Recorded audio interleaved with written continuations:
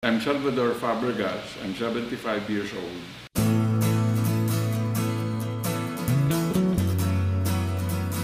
In 2013, February 18, I suffered a heart attack.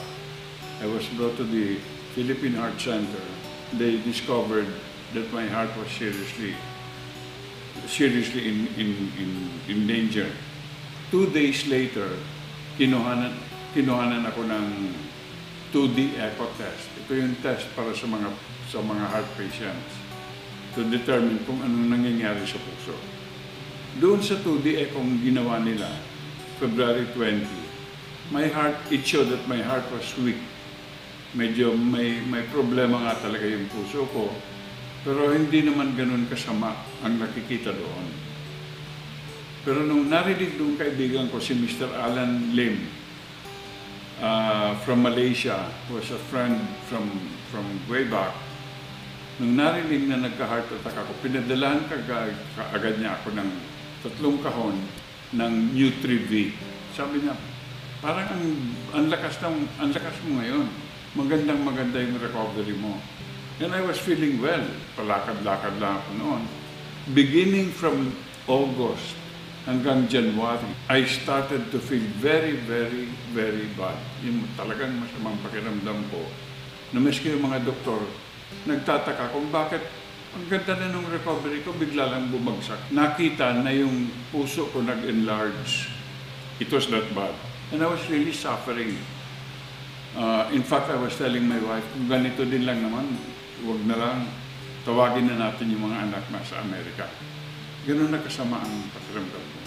Tapos nung January, na-analyze ng misis ko na parang wala naman ibang naiba kundi yung sa Nutri-V. So, nung ininom ko yun, after only 2 months or 8 weeks, nagpa-test ulit ako. Nung nakita ng doktor kung ano yung resulta ng test, halos mahulog siya sa sila. He almost fell off the chair.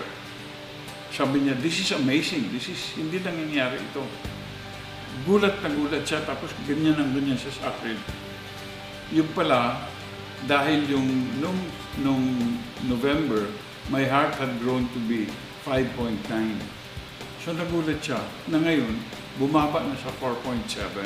So Alan was kind enough to send 5 boxes right away. So instead of just taking 1 sachet a day, because I know that from my knowledge of health supplements, I know that when you're trying to treat an illness or recovering from serious illness, you should increase the dosage. Kaibigan, pare, mga hindi ko kilala dyan, napakagandang pag-asa dito sa Nutri-Village. I thank Longreach for bringing this. I thank Alan again. Alan, thank you very much.